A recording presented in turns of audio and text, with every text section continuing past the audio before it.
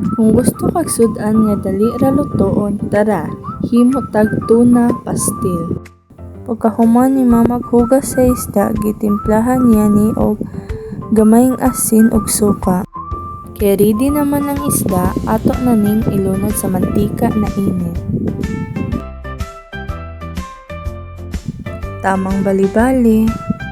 Dili po day nato na siya palabi agluto, bali i-half cook lang nato ang isda kay total lutoon man gyapon nato ni utro unya. Tada! Ready na ang atong half cook na isda. Diri na part ginahinaya na ni mama og kunis-kunis ang isda. Dere nag-prepare na si mama og mga lamas.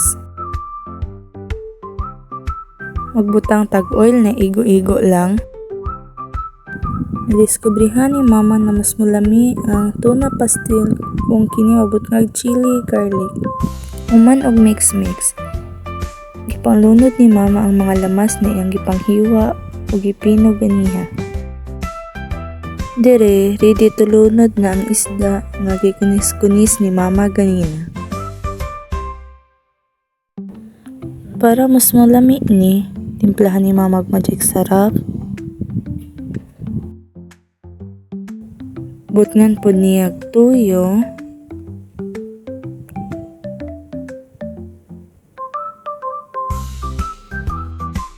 Pataw-taoran siyag mga pila ka minutes.